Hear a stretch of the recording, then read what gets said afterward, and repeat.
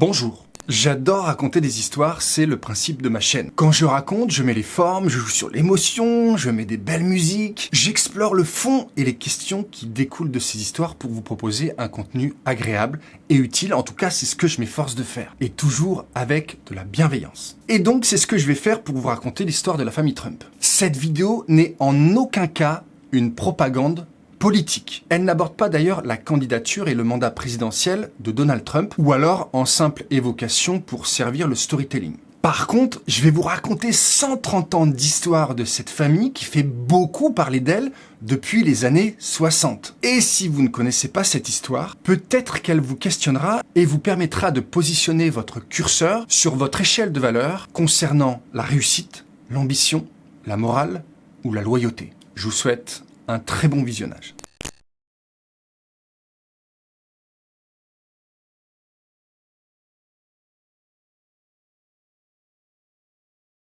Un jour d'avril 2017, à la Maison-Blanche, lors d'un déjeuner familial, Marianne, la sœur du 45e président des États-Unis, prend la parole. Je tiens à vous remercier d'avoir fait le déplacement pour fêter nos anniversaires. Que de chemin parcouru. Depuis le soir où Freddy a renversé un plat de purée sur la tête de Donald parce qu'il se comportait comme un sale gosse. Autour de la tablée, ceux qui connaissent l'anecdote éclatent de rire. Sauf un qui écoute, les bras croisés, le regard dur, et qui à chaque fois que Marianne raconte l'anecdote, ne rit jamais. Celui-ci, c'est Donald Trump, l'homme qui vise actuellement une réélection pour devenir le 47e président de la première puissance mondiale. Et il fait partie d'une famille de pionniers qui s'est bâti en un siècle une fortune et une renommée mondiale dont l'histoire peut faire rêver ou révolter. Tout dépend du prisme que vous allez adopter en regardant cette vidéo.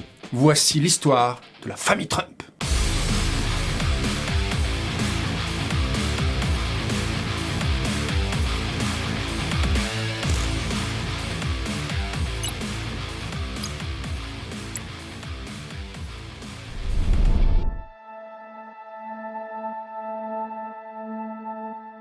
Ne les laisse pas t'atteindre. Ces paroles sont prononcées à la toute fin du déjeuner à la Maison-Blanche par Mary L. Trump, la nièce de Donald Trump, fille du frère de Donald, Frédéric Trump Jr., pilote de ligne, est mort en 1981.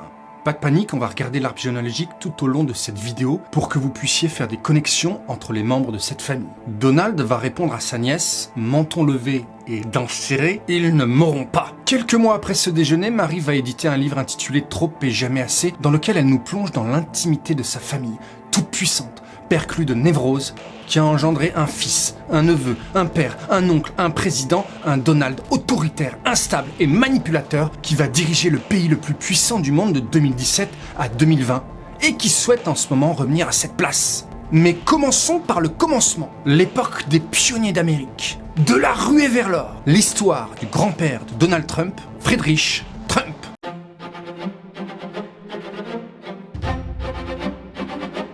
Nous sommes dans la région du Palatinat rhénan du royaume de Bavière en 1869. Plus précisément dans le petit village de Karlstadt. La région, elle est très boisée, mais elle est pauvre économiquement. Et elle accueille un nouvel arrivant, le petit Friedrich Trump, qui naît le 14 mars. Son père, Christian Johannes Trump, alors en fait, le nom était Trumpf à l'époque, avec un F, et il va se transformer par la suite en Trump. Donc son père, lui, il travaille la terre, et sa mère, Katharina Kober, est issue d'une famille de vignerons. 2 ans après, la région intègre le nouvel empire allemand. En 1877, le père de Friedrich meurt subitement, à 48 ans, laissant sa famille criblée de dettes. La vie continue, et en 1883, Friedrich, 14 ans, se forme au métier de coiffeur. Il va être apprenti coiffeur pendant 1 an et demi, et après installe un petit salon de coiffure dans sa ville natale. Mais ça a du mal à décoller. Dans l'Europe tourmentée, c'est la guerre, et l'empire allemand a besoin de chair fraîche pour aller au front. Ce qui n'est pas du tout du goût de Katharina, sa mère, qui conseille à son fils de partir tenter sa chance en Amérique. Alors pour reformuler, on va peut-être dire plutôt fuir en Amérique. Mais en même temps, à l'époque, c'était le rêve américain. Bon, on va accepter les deux. Friedrich a 16 ans quand il embarque le 7 octobre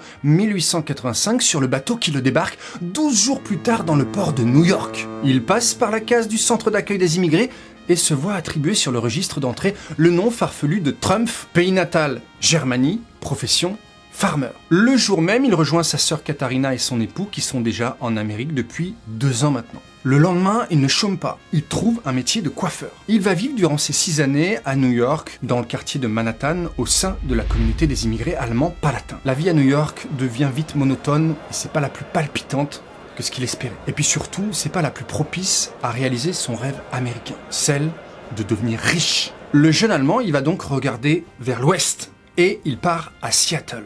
Avec les petites économies qu'il a accumulées, il achète un restaurant au cœur du quartier rouge, le quartier chaud de Seattle, où l'alcool coule à flot, l'argent aussi, et où on peut trouver les plaisirs de la chair. Friedrich, il va s'engouffrer dans cette opportunité. Et il va faire grossir ses petites économies en un petit pactole. Dans ce restaurant, il y sert bien sûr des repas, mais aussi de l'alcool fort pour les aventuriers qui sont sur la route, et propose des rooms for ladies. Bon, vous avez compris, son établissement ressemble plus à une maison close qu'à un restaurant gastronomique. En 1892, les États-Unis lui accordent la nationalité américaine et en 1894, Friedrich va passer la vitesse supérieure en revendant son restaurant pour partir à Monte Cristo, car c'est la ruée vers l'or dans les montagnes. Trump a du flair. Il va monter un petit hôtel-restaurant dans l'esprit de celui qu'il avait à Seattle, justement à Monte Cristo, qui est une ville qui est en train de se bâtir. Et c'est le début de la fortune. Friedrich amasse son argent sur le dos des chercheurs d'or malheureux ou même des mineurs qui travaillent justement pour des chercheurs d'or. Toujours cette recette gagnante, alcool et prostitution. Et il fait ça sous des airs de petit homme d'affaires. Sa notoriété locale augmente et lui permet d'être élu juge de paix en 1896. La même année, le célèbre homme d'affaires Rockefeller retire ses investissements dans la région. Les mineurs commencent à déserter. Monte Cristo deviendra d'ailleurs une ville fantôme par la suite. Trump, lui, il a toujours du flair et du coup, il repart à Seattle. Au passage, bien sûr, en revendant l'établissement et en se faisant une jolie plus-value. À Seattle, il ouvre un nouveau restaurant bien situé dans la Queen City qu'il rentabilise en seulement 4 semaines. Les affaires marchent bien. Avec intelligence, il continue à être à l'affût des opportunités, notamment justement avec la ruée vers l'or. Il va financer le voyage de 2 mineurs qui, en échange, une fois sur place, vont lui acheter des concessions. Et la vente des concessions va lui rapporter encore un gros pactole. Les concessions minières se trouvent dans la région de Yukon. Mais pour l'instant, Friedrich, il est toujours à Seattle. Il va donc profiter pour consolider ses activités à Seattle, acheter un terrain de 20 hectares pour sa sœur et partir à la conquête du Yukon. Début 1898, Friedrich ouvre un restaurant itinérant sur la route des mineurs, la route du Col White, très connue pour son chemin qui s'appelle le chemin du cheval mort. D'ailleurs, le plat principal de l'établissement est de la viande de cheval. Le restaurant itinérant, c'est en fait d'immenses toiles qui sont tirées avec des poteaux et qui abritent justement les mineurs qui viennent prendre un repas en dessous. En mai 1898, les affaires marchent bien et Trump s'installe avec un associé, Ernest Levin, et il ouvre le restaurant Arctic dans la ville de Bennett. Au départ, l'établissement est encore une succession de grandes tentes, puis devient ensuite très rapidement un établissement de 2 étages. C'est le plus grand de la région, puisque c'est pareil, c'est une ville qui se bâtit en quelques mois. C'est le plus grand, mais c'est aussi le plus décadent. On y mange de la viande de cheval, de la viande de perdrix, des fruits frais, et bien sûr, on y consomme de l'alcool fort pour tenir le froid. On y pèse son or parce que les chercheurs d'or disposent d'une balance justement pour peser les cailloux, et on y côtoie des belles de nuit, faune débauchée et malade. L'établissement a une réputation désastreuse, mais il est d'utilité publique. Les autorités ferment les yeux sur ce qui se passe à l'intérieur, pourvu qu'il n'y ait pas de débordement. En 1900, la construction de la route reliant Seattle à l'Alaska est terminée. Friedrich en profite pour monter un nouvel établissement, le White Horse, dans la ville de Whitehorse. Le restaurant sert plus de 3000 repas par jour. Et les 2 associés sont toujours à l'affût de bonnes opportunités et ils vont ouvrir un casino. Et le succès financier est immédiat. Les 2 hommes sont les plus riches de la région. Ce qui n'empêche pas Levin, l'associé, de sombrer dans l'alcool. La dispute entre les 2 hommes est inévitable et c'est le clash en février 1901. Durant le mois suivant, les autorités vont décréter la prohibition de l'alcool fort, de la prostitution et des jeux d'argent.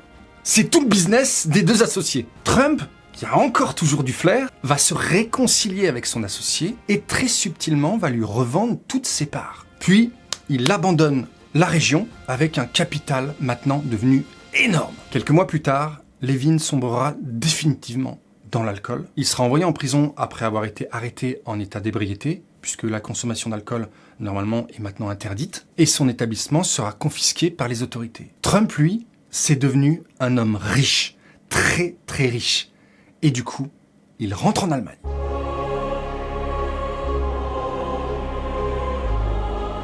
Trump reprend le bateau pour l'Europe, direction l'Allemagne et sa ville natale, Kallstadt. Il est plein aux as et s'évertue à trouver une épouse. Son choix se porte sur Elisabeth Christ, une voisine. La mère de Trump objecte qu'il pourrait trouver mieux que cette Elisabeth maintenant qu'il est un homme puissant. Elle a déjà eu un petit accident de parcours accouchant d'un enfant quand elle avait 18 ans, mort dans sa première année. Mais Friedrich, lui, il a choisi. Et il a, semble-t-il, choisi la femme de poigne qu'il recherchait. Et il l'emmène vivre à New York. Rapidement, le mal du pays semble avoir été plus fort que la découverte du continent de tous les possibles pour Elisabeth.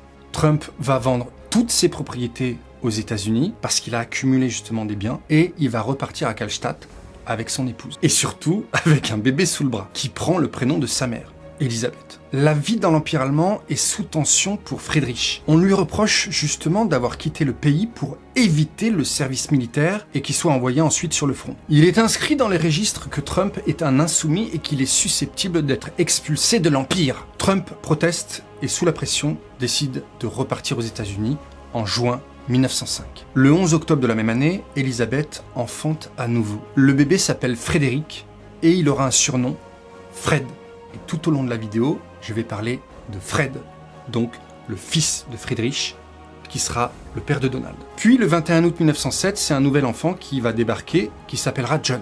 Friedrich, lui, va continuer de développer des affaires dans l'immobilier. En 1908, toute la famille s'installe dans le quartier Jamaïca où Friedrich investit tour à tour dans un salon de coiffure, dans 2 hôtels et dans la location de chambres. Ses affaires prospèrent pendant 10 ans et un matin, le 26 mai 1918, alors qu'il se promène avec son fils, Fred, il est obligé de s'arrêter et de s'asseoir sur un banc. Sa tête le tourne et il se sent faible. Il meurt le lendemain dans son lit, à 49 ans, de la grippe espagnole. Il laisse un héritage confortable à Elisabeth qui profitera de ce pactole pour faire prospérer l'activité de son mari et créer en 1925 la société d'investissement immobilier Elizabeth Trump & Son. Son pour fils, fils choisi, Fred qui, en 1927, alors qu'il n'a que 22 ans, prend la tête de la société et va en faire une des plus prospères des États-Unis.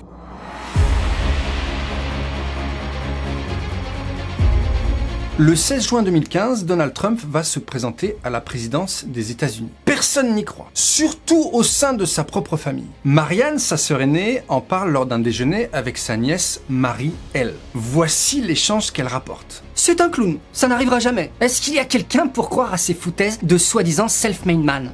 Est-ce qu'il a réussi une chose tout seul dans sa vie? Tout de même, il a réussi 5 faillites. Peut-être que les 2 femmes détestent l'homme qui a mentionné l'alcoolisme de Freddy, le frère aîné de Donald, mort en 1981, frère de Marianne et père de Marie-Elle, pour justifier des choix politiques et polir son image anti-toxicomanie. Pour Marianne, on verra par la suite que c'est une remarque hypocrite, digne d'une Trump.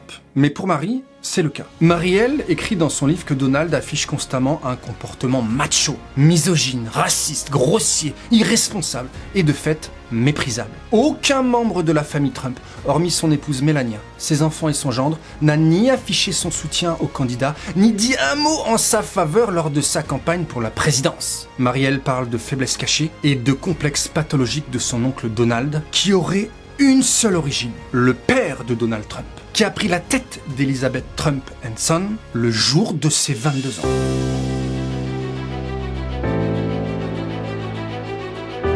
Fred est un sociopathe. Les sociopathes représentent 3% de la population et 75% sont des hommes. Dans les symptômes qui caractérisent un sociopathe, citons entre autres le manque total d'empathie, l'indifférence du bien et du mal, un manque d'intérêt voire une complète indifférence pour les droits d'autrui et une facilité à mentir. Ah oui aussi, un désintéressement total pour ses enfants. Quand vous avez un père ou une mère sociopathe, vous risquez de développer enfant des graves carences affectives, qui aura surtout des répercussions dans votre vie d'adulte. Sauf si le deuxième parent compense. Mais comme on va le voir, ce n'est pas du tout le cas chez les Trump. Et Donald en sera une des victimes les plus marquantes. Mais ne mettons pas la charrue avant les bœufs. Et concentrons-nous sur les débuts de la vie de Fred Trump. Frédéric Christ Trump naît le 11 octobre 1905 et voit son père mourir de la grippe espagnole alors qu'il n'a que 12 ans. Il dira que cet épisode ne l'a pas vraiment marqué. Il n'était pas triste de la mort de son père, il était plutôt triste de voir sa mère justement en peine.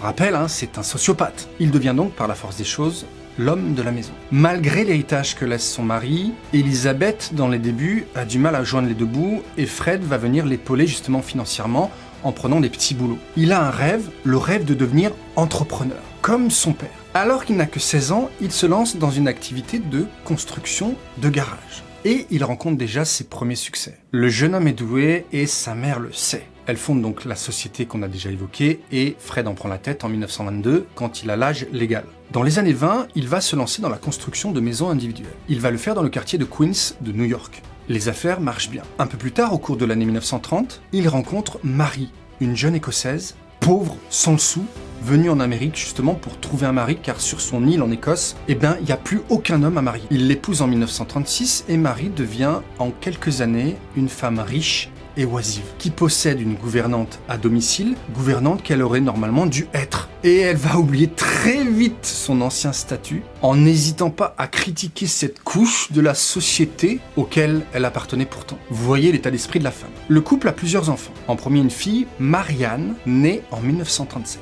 Puis Frédéric Christ, oui, le même nom à peu près que son père, en 1938, que tout le monde va surnommer Freddy, sauf son père qui, avant sa naissance, a planifié l'avenir de son fils, sur lequel il fait peser le poids de ses attentes de père entrepreneur. Il doit être l'instrument par lequel le business Trump s'étendra et deviendra le tout-puissant empire Trump. Mais ça, pour l'instant, c'est uniquement dans la tête de Fred. Alors que les enfants grandissent dans l'indifférence totale de leur père, celui-ci continue les investissements immobiliers, travaillant 12 heures par jour, 6 jours sur 7.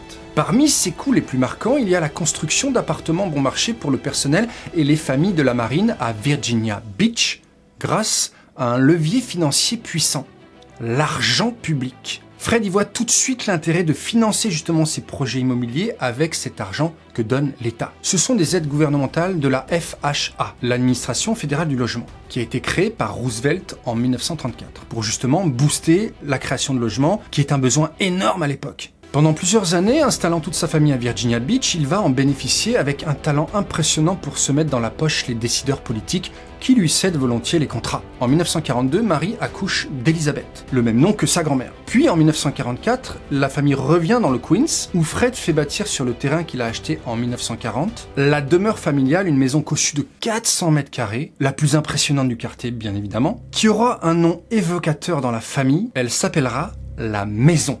Maison avec un M majuscule. Durant les premiers mois, Fred fait installer sur la pelouse des statues de valets noirs, vestiges d'un passé raciste. Un passé qui aurait pu tomber dans les oubliettes si quelques journalistes n'avaient pas écumé les journaux de l'époque où ils dégotent un vieil article. L'article de 1927 fait mention d'une arrestation lors d'un Memorial Day. La marche dégénère en émeute violente, faisant 2 morts, et 7 membres du Ku Klux Klan, habillés de leur uniforme blanc, sont arrêtés suite à un refus d'obtempérer. Fred en fait partie, mais l'affaire semble avoir été étouffée, trafiquée pour que le doute s'installe quant à la véracité des faits. En 1946, c'est un autre enfant qui arrive sur la planète. C'est un garçon et on le nomme Donald. Puis viendra Robert 2 ans plus tard. En 1947, Fred se lance dans un projet de grande envergure à Brooklyn, Shore Haven, projet pour lequel il reçoit directement sur son compte en banque la somme de 9 millions de dollars donnée par la FHA, ce qui représente à l'époque un immense pactole. C'est d'ailleurs durant ce projet que des premières accusations de discrimination raciale vont tomber. Fred fait de la discrimination auprès des résidents noirs. Mais ça ne l'empêche pas de continuer ses activités et d'entretenir son réseau de politiciens et de décideurs. Il s'inscrit à des clubs très fermés de dirigeants, avec un talent hors du commun pour faire des courbettes et de ramener à soi la couverture et les aides financières publiques qui en découlent. Son empire financier se bâtit essentiellement sur les fonds publics, alors qu'il fait tout pour ne pas payer d'impôts, utilisant des procédés parfois mafieux pour les éviter. D'ailleurs, l'homme subit quelques affaires judiciaires en 1954, notamment pour justifier des charges surévaluées qui seraient allées directement dans sa poche. Fred est un pingre, chaque sou compte. Dans la famille et dans les journaux, on parlera souvent de ce Fred qui arpentait ses chantiers afin de récupérer les clous non utilisés qu'il redonnait ensuite le lendemain à ses ouvriers. Ouvriers au passage qui étaient souvent employés au black. En contrepartie, l'homme d'affaires est doté d'un ego surdimensionné, totalement dénué de modestie et d'humilité. Comme pour Donald plus tard, Fred a une tendance à l'hyperbole. Le tout est génial, parfait, fantastique. Il passe beaucoup de temps à polir son image en inondant les journaux de la réussite de ses projets immobiliers et il ne compte pas les interviews données aux journaux pour valoriser ses actions. Mais contrairement à Donald, Fred n'est pas du tout doué pour la prise de parole en public. Il a un talent fou dans les tête-à-tête pour convaincre, pour séduire, mais se révèle un piètre orateur. Malgré une formation en prise de parole en public, ses discours sont catastrophiques et même ses enfants se moquent de lui. Ses enfants qu'il ne voit à vrai dire jamais et envers qui il ne donne aucun amour, aucun signe d'affection. Ses 2 derniers fils, Donald et Robert, le subissent de plein fouet. Et Marie, la mère, qui aurait dû compenser ce déséquilibre, n'a fait qu'accentuer la carence affective de ses enfants, façonnant leur avenir de différentes manières.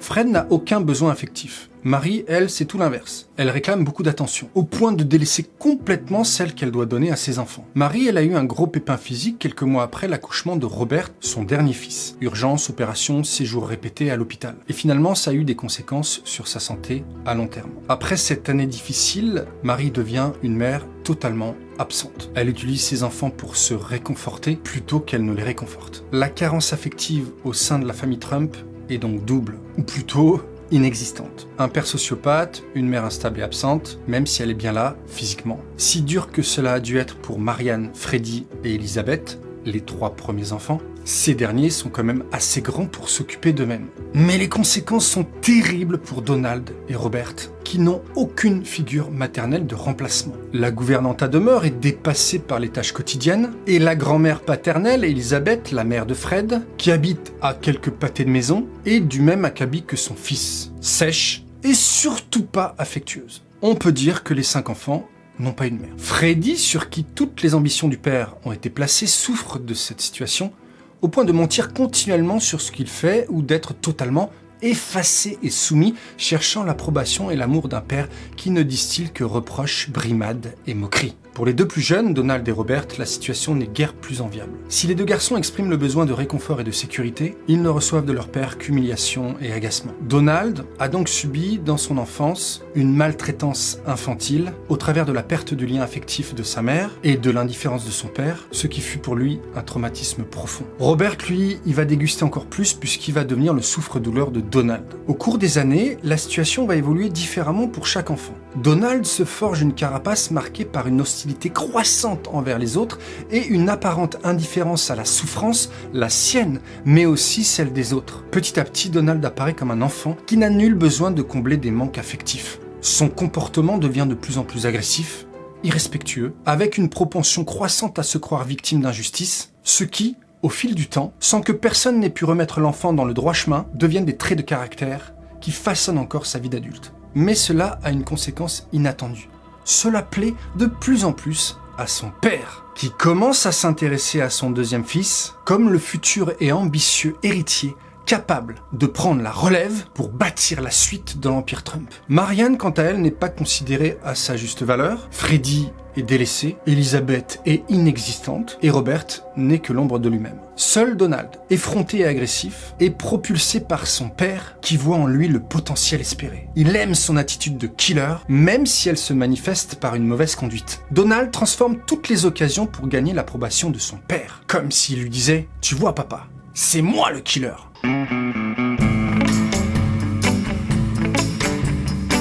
En 1964, Donald a 18 ans et roule déjà des mécaniques. Marielle raconte une anecdote sur sa façon de draguer les filles à l'époque. Apparemment, c'est toujours le cas. Alors qu'il était à la fac, ce qui l'ennuyait profondément, Donald passe ses après-midi pour tuer le temps à arpenter les rues de son quartier à la recherche de filles à draguer. Il tombe un jour sur Anna Maria, de 3 ans son aînée, qui est en train de regarder son père laver la voiture. Donald ne la connaît pas, mais il l'aborde. Elle connaît le personnage pour en avoir entendu parler déjà dans le lycée, dans le quartier. Ils commencent à discuter et Anne Maria lui raconte qu'elle a fréquenté trouver un pensionnat pas très loin. Donald lui demande lequel, et quand elle le lui dit, Donald la regarde et lui lâche avec des airs supérieurs. Quelle déception! Anna Maria est totalement abasourdie et elle va lui répondre du tac au tac. Mais qui es-tu pour être déçu par ce que je fais? La femme dira plus tard qu'elle avait l'impression d'être en présence d'un gamin dans une cour d'école qui lui tire les cheveux pour attirer son attention. En réalité, cet épisode montre bien à quel point Donald a manqué dans son enfance l'apprentissage justement des codes sociaux.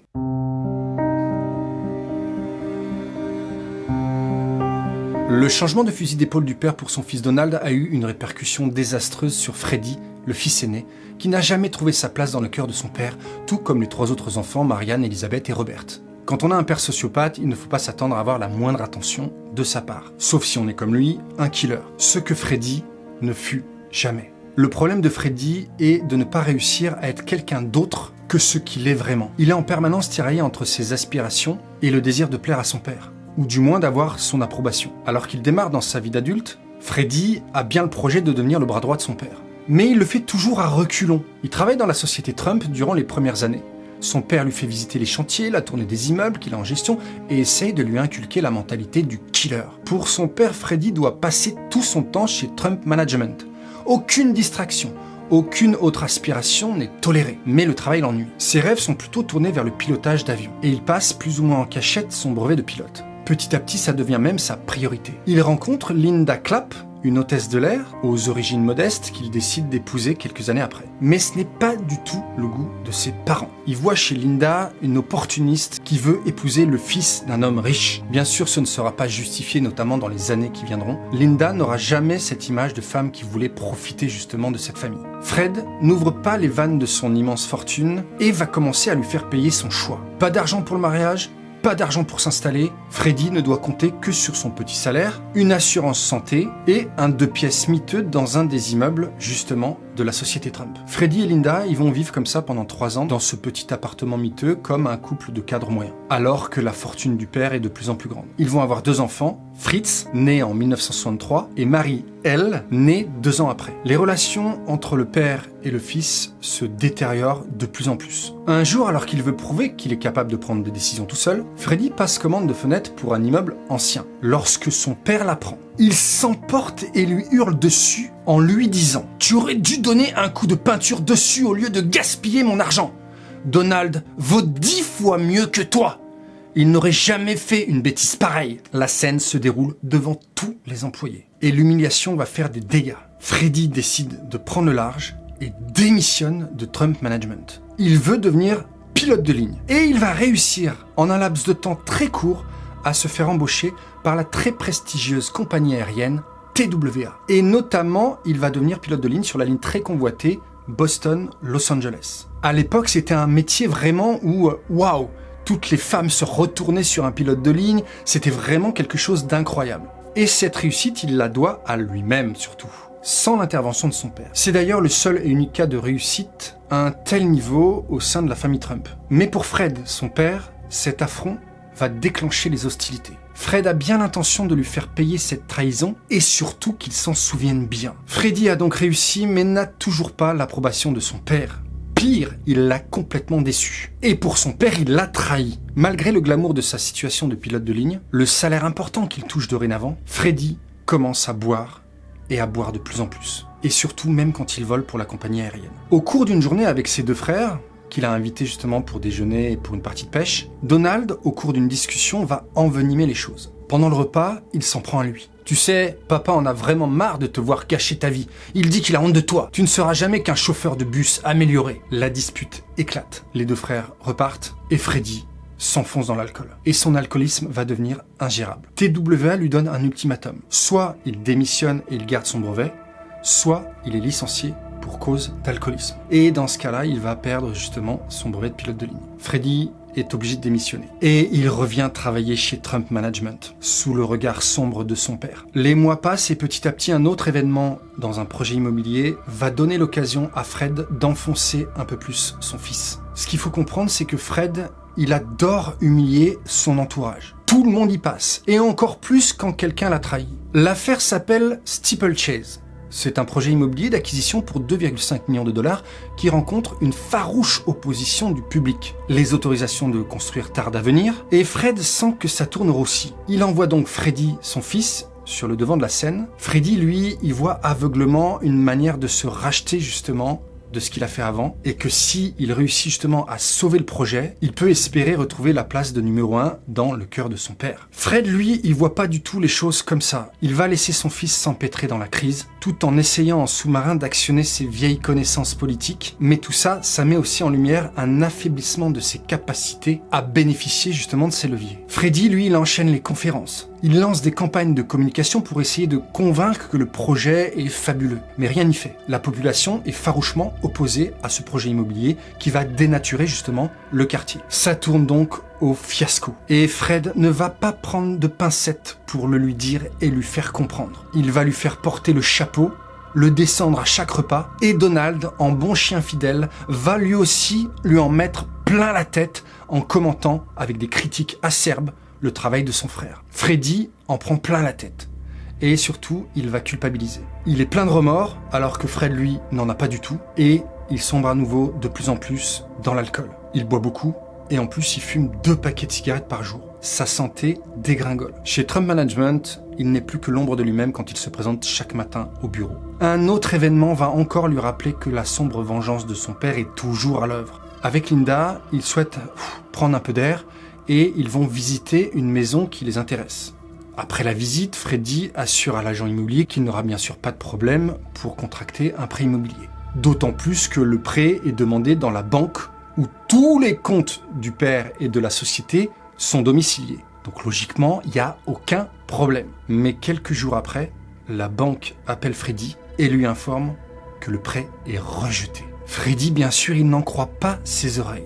Il est totalement KO. Il travaille chez Trump Management, une société qui pèse des millions de dollars et qui a ses comptes dans cette banque. Il a un salaire correct. Il possède en plus un portefeuille d'actions créé par son père pour justement éviter les impôts. Là, les petits tricots qu'il fait pour justement éviter de payer les impôts. Et donc, il réfléchit et pour lui, il n'y a qu'une seule explication. Fred est à l'origine du refus. À partir de ce moment-là, les choses vont se gâter. Et Freddy pète de plus en plus les plombs, notamment quand il boit. Une nuit, justement, alors qu'il est fortement alcoolisé, après une dispute avec Linda, il rit aux éclats et lui braque un fusil sur elle. C'en est trop, le divorce va suivre quelques mois après. Et vous savez pourquoi Freddy a pété un plomb? Parce que son père a réussi à vendre les terrains de Steeplechase et a fait une plus-value de 1,3 million de dollars. Et Freddy ne touchera pas un sou de cette plus-value. Il n'aura gagné que des reproches. La suite de la vie de Freddy n'est qu'une succession de problèmes de santé, d'alcoolisme, d'humiliation et de volonté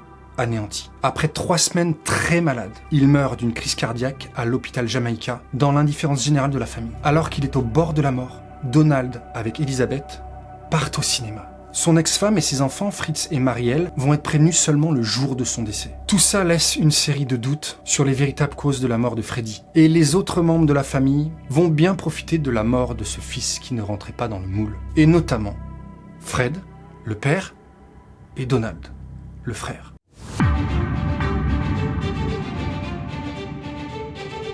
Donald a pris la place de Freddy assez tôt dans le cœur de Fred. Après avoir fraudé pour avoir son diplôme universitaire en 1968, notamment en soudoyant un de ses camarades pour qu'il passe l'examen à sa place, Donald travaille aussitôt chez Trump Management. Et il est presque immédiatement propulsé vice-président de plusieurs filiales de la société. Fred lui donne la gérance d'un immeuble, qui lui demande pas beaucoup de travail puisque tous les salariés s'en occupent de toute façon. Il va être aussi consultant pour les activités du groupe et il va être banquier du groupe. Rien que ça. En réalité, sur le terrain, Donald ne gère pas grand-chose. Il a un bureau, mais il est beaucoup dans l'esbrouf. Par contre, ce qu'il sait faire, bien faire, très bien faire, c'est d'arpenter avec culot et grande gueule les cercles de pouvoir politique et financier, les clubs et les terrains de golf pour décrocher des contrats, des aides publiques et des opportunités de business. Donald prend la place de leader dans l'entreprise et dans la famille. Et son père va contribuer à façonner son image publique. Une image de self-made man. Une image qui perdure d'ailleurs aux yeux de millions d'Américains, encore à ce jour, mais qui repose sur du fake en fait. Dans une interview en 1981, il parle de son fils de manière élogieuse. « Je lui ai laissé la bride sur le cou.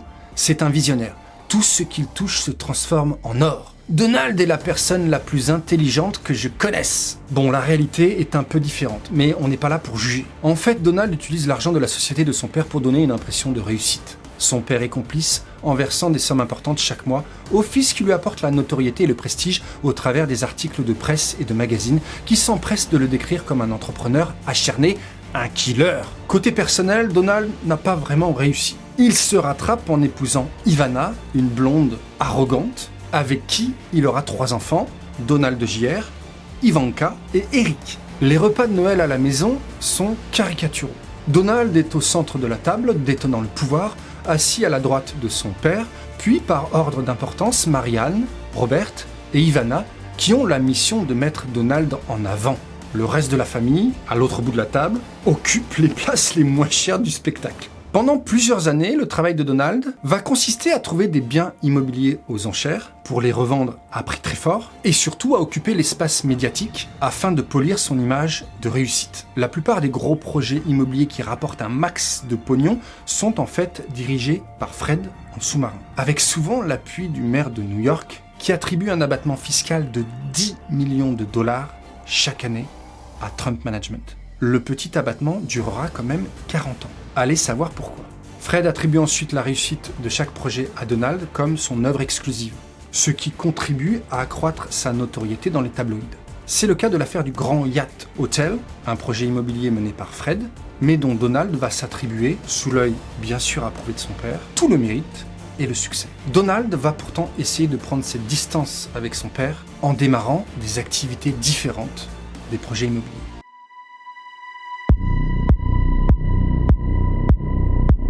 Après l'affaire du Grand Yacht, Donald se lance dans la construction de la Trump Tower, inaugurée en grande pompe durant l'année 1984. Les projets immobiliers qui suivent vont l'extraire de l'influence et de l'aide de son père, qui n'investit et ne gère que des projets dans le périmètre de la ville de New York. La plupart vont être des fiascos et des endettements colossaux. Pourtant, les médias, complices de l'hypermédiatisation de Donald, qui au passage fait vendre des journaux et fait accroître leur audience, présentent ses affaires comme des réussites. Et tout ça mène à la naissance médiatique d'un milliardaire self-made man. Alors que son père ne s'endette jamais pour aucun de ses projets, Donald, alors dépendant de l'argent de Trump Organisation, le nom rebaptisé par Donald de Trump Management, qui était anciennement Elizabeth Trump & Son, emprunte aux banques et aux investisseurs pour réaliser ses projets. Mais ceux-ci vont mener à des faillites successives. Les plus notoires sont les 2 casinos d'Atlantic City, Trump Plaza et Trump Castles, puis un troisième, le Trump Taj Mahal, avec un investissement estimé à presque 700 millions de dollars. Bien sûr, les casinos ne fonctionnent pas, puisque c'est un autre métier que le Donald ne maîtrise pas en fait. Et la dette cumulée des 3 établissements s'élève à 94 millions de dollars par an. Donald, lui, il va continuer à flamber l'argent qu'il n'a pas. Il achète une compagnie aérienne, un yacht à 20 millions de dollars, une maison de luxe et encore plein d'autres choses. Alors que les investisseurs auraient dû fuir ou réclamer leurs intérêts, il n'en fut rien. Donald a un talent dingue pour inverser la vapeur. Manipulation, mensonge, agressivité, menace sont des techniques qu'il met en pratique systématiquement pour avoir au final ce qu'il veut. La dette va donc être renégociée en restructuration financière avec les créanciers, mais Donald doit vendre quand même le yacht et la compagnie aérienne, et surtout se retrouve pour la première fois de sa vie à devoir des comptes. Il vit luxueusement, certes, mais il est endetté. Il lui faut de l'argent frais. Et cet argent, il sait où le trouver.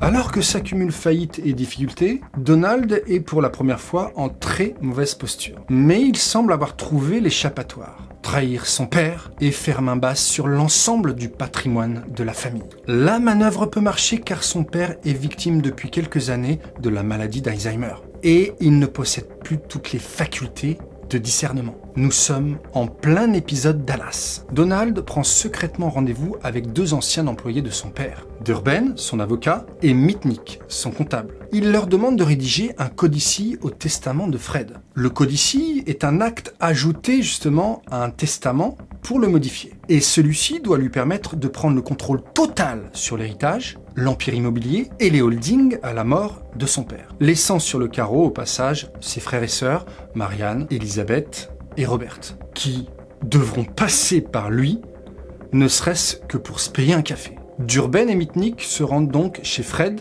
pour lui faire signer le codicille. La stratégie est de lui faire croire que c'est son idée depuis le début. Mais ce jour-là, Fred est plus lucide que les autres jours. Et il flaire l'entourloupe. Quelque chose ne va pas, et il devient furieux. Il ne signe donc pas. Après le départ des 2 hommes, il en parle à son épouse Marie, qui appelle immédiatement Marianne, qui appelle immédiatement son avocat pour faire un point sur la situation. La manœuvre de Donald est démasquée, et Fred, quelques jours après, fait rédiger un nouveau testament, différent de celui de 1984. Dans ce testament, il désigne comme exécuteurs Marianne et Robert, mais aussi Donald. On ne comprend pas pourquoi, mais bon, bref. Et il rajoute que si il donne quelque chose à Donald, il doit donner la même chose à Marianne, Robert et Elizabeth, les 3 autres enfants. Je rajoute que c'est les 3 autres enfants vivants. Après cette manœuvre odieuse de Donald, la normalité aurait voulu qu'il y ait un clash, un règlement de compte lors d'une réunion familiale. Il n'en fut rien. La fratrie va continuer à se réunir comme si rien ne s'était passé.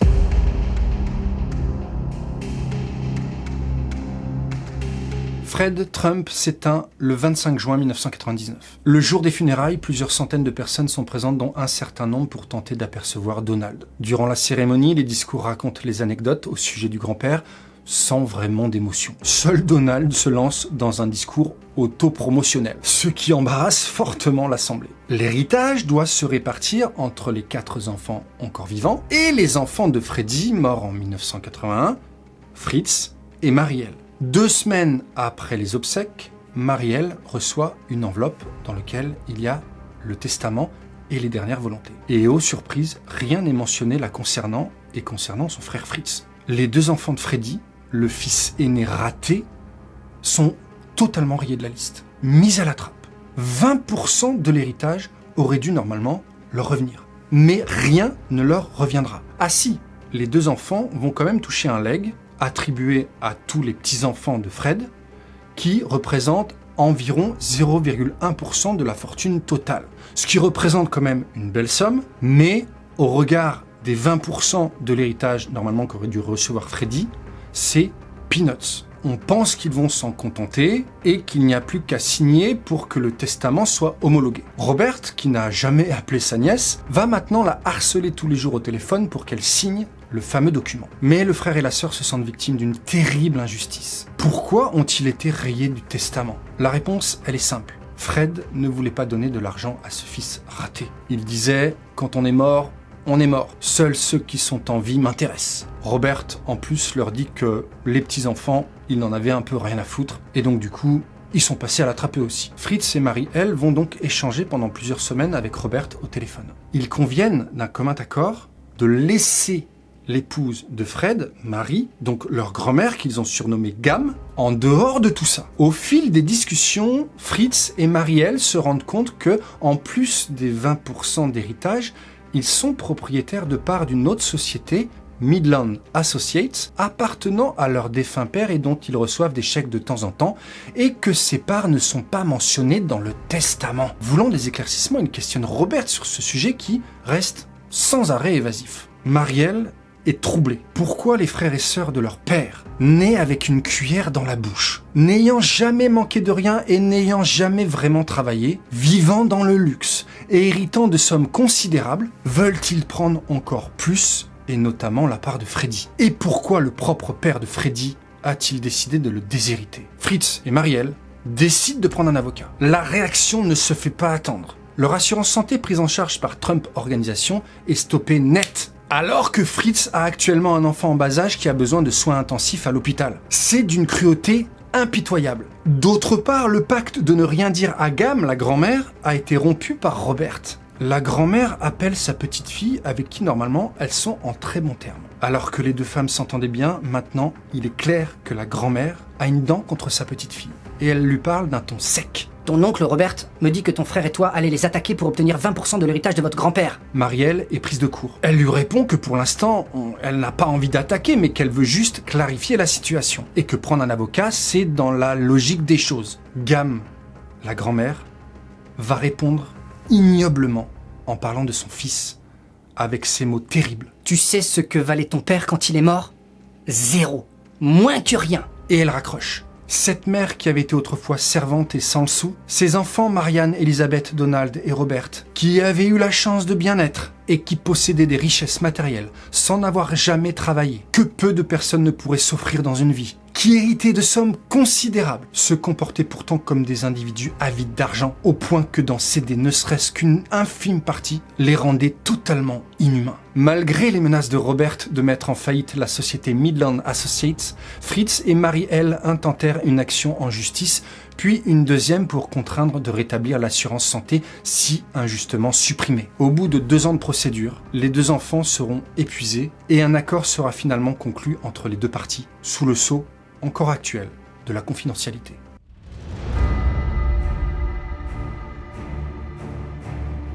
Dix ans plus tard, Fritz et Mary-Elle sont invités au mariage de la fille de Donald, Ivanka, et de Jared Kushner. Bien que tous les deux soient surpris par cette invitation, ils sont réintégrés dans la fratrie, comme si rien ne s'était passé. Mary-Elle déjeune ensuite régulièrement avec sa tante Marianne, ce qui lui permet de mieux connaître l'histoire du clan et de découvrir des anecdotes croustillantes, mais aussi de découvrir le dessous des affaires. En 2017, après le fameux déjeuner dont je vous ai parlé au tout début de vidéo, ce déjeuner d'anniversaire à la Maison Blanche, Mary-Elle observe ce qui se passe aux États-Unis et dans le monde depuis que son oncle est à la présidence des États-Unis. Et les décisions révoltantes ou catastrophiques de son oncle sur différents sujets économiques et politiques l'encouragent à dénoncer le vrai visage de la famille, et notamment sur Donald. Personnage fantasque, manipulateur, égocentrique, incompétent et du coup dangereux. Grâce aux archives du testament de son grand-père, elle dénonce et publie par le biais de journalistes les comptes financiers de Trump Organisation qui révèlent les activités crapuleuses de la famille Trump.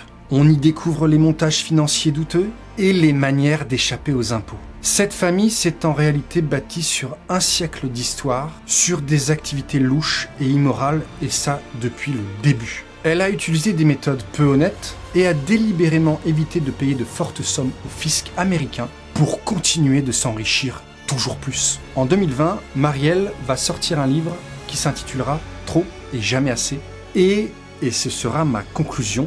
Je vous invite à le lire, je vous invite toujours à lire, à ouvrir des livres, c'est super important.